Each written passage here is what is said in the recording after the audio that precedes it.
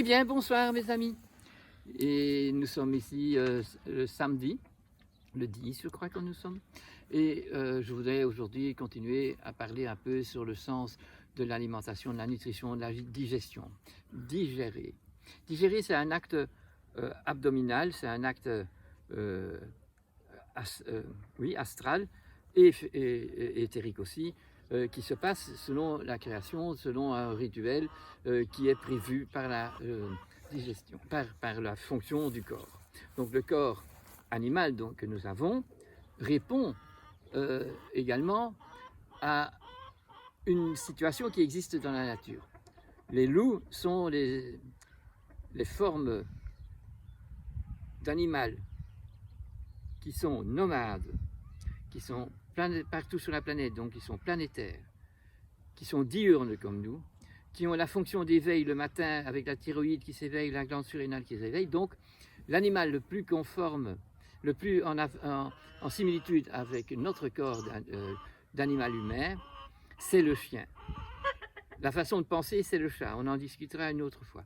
Mais donc notre organisme doit essayer de comprendre comment vivre, comment manger, comment gérer l'alimentation, comme ferait le loup, qui lui est instruit par naissance à pouvoir se débrouiller n'importe où sur la planète. Donc, si nous acceptons que nous sommes en similitude de la digestion avec le loup, nous savons que nous devons tenir compte de la loi du loup, qui fait que, comme il est nomade, il déménage tout le temps, donc tout ce qu'il mange est toujours dépendant du terroir où on est. Il est dans une fraîcheur absolue.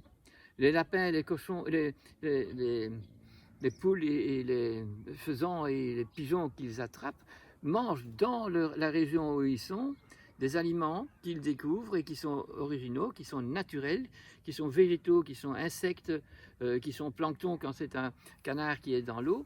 Et toutes ces choses-là sont vraiment le meilleur des rapports de la santé possible pour le loup qui encore est nomade. Maintenant, notre chien domestique, eh bien, il est devenu domestique, donc il est comme nous, il est limité à l'endroit où on vit.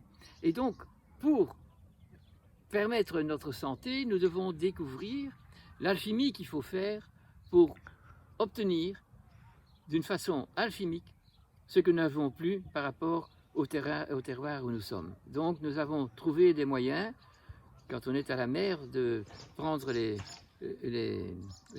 pilchards et de les mettre dans du vinaigre, les harengs, pardon, de mettre dans le vinaigre, de faire de la choucroute, de faire nos confitures, de faire nos sirops sureau dans du cuivre avec du sucre raffiné de betterave qui sont de chez nous et qui vont permettre d'avoir, à un moment qui n'est pas le moment spécifique, encore nos compotes de pommes qui font que la pomme est encore présente pendant 2 ans et elle est initiée à la santé parce qu'on y a mis de la cannelle dedans et qu'on l'a faite dans des casseroles en cuivre et que nous savons encore toute l'originalité et notre rapport avec les découvertes de l'homme dans le terroir où il est pour exalter le terroir où on est et en même temps nous permettre de savoir, en étant nous-mêmes nomades, que nous pouvons prendre des éléments comme les céréales qui viennent de Chine s'il le faut, du moment qu'elles ne sont pas maltraitées dans le transport et pas transformées et irradiées. Mais donc, nous sommes nécessiteux de faire une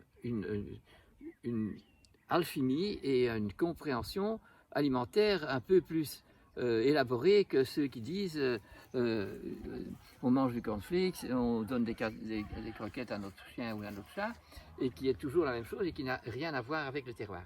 Tout ce qui est partout disponible, qui est commercial aujourd'hui, est nulle part bon. Il y a des bonnes choses quelque part qui peuvent être moins bien autre part. Prenez par exemple, quand on est au Japon et qu'on mange tout le temps du poisson cru, mais qu'on ne mange pas de légumes, eh bien la thiaminase, qui est une enzyme qu'il y a dans le poisson cru, va nous provoquer des maladies neurologiques, puisque nous manquerons de la thiaminase, une des vitamines B. Mais si on mange beaucoup de légumes qui contiennent toujours de la vitamine B, beaucoup de fruits qui contiennent de la vitamine B, surtout en dehors des repas, eh bien nous avons en nous tellement de vitamine B que ce n'est pas grave de manger du poisson qui contient une thiaminase quand il est cru. Cependant, quand il est cuit, c'est disparu. Donc nous devons faire une gymnastique absolument intéressante et pas limiter notre alimentation à une connaissance purement chimique qui est la formule de la vitamine C acide ascorbique ou de la vitamine B thiamine ou de l'autre cyanocobalamin pour la vitamine B12. Une fois qu'on a cette formule chimique, on a un produit qui est tout à fait plat, horizontal et qui n'a pas cette dynamique verticale avec la stéréotaxie, avec l'héliantropie, avec tout ce magnétisme qui existe et qui fait que les cellules du corps de l'homme autant que des animaux discutent avec ceux qui rentrent dans cet domaine du moment que c'est encore vivant. Une fois qu'on y a mis un produit chimique qui est mort, qui est donc plastique, eh bien cet élément-là reçoit une carte d'entrée, c'est le passe-partout, et va prendre directement la place où devrait aller la bonne vitamine C ou la bonne vitamine B ou tout autre cholestérol ou n'importe quoi. Mais cette place prise, elle est physique. Et il y a le chat qui arrive. Elle est physique. Et elle prend la bonne place. Alors si vous mangez quand même une bonne pomme et que vous mangez un bon orange cru, comme on appelle ici le match, qui sont tout frais aujourd'hui et qui sont fantastiques et qui vont nous donner tout plein d'éléments biologiques nécessaires, eh bien les éléments biologiques fondamentaux et bien en forme ne peuvent pas prendre la place puisque le béton a pris la place et on met des pierres simplement pour faire une décoration. Donc ce qui est bon devient un décor qui va passer et qui va faire la révérence. N'oublions pas que nous devons être dans le respect de l'être animal qu'on a. Dans le cerveau, on doit gérer tout ce que je vous raconte, on doit essayer de comprendre toutes ces choses-là, on doit aller dans vraiment la vérification de la réalité, dans la découverte des vraies choses. Et la digestion, ça digère. Alors si on met à digérer dans l'abdomen des choses qui ne ressemblent à rien, eh bien, nous n'aurons pas moyen de bien gérer. Et si on gère mal et qu'on dit qu'on est végétarien, qu'on est vegan, qu'on est ceci et cela, et que n'importe où on va dans la planète, on continue à être l'un ou l'autre, on refuse à son corps la notion d'information que donne chaque aliment. Donc, il est bien sûr important, quand on est malade, d'arrêter de manger trop de viande parce qu'on en avait trop mangé avant.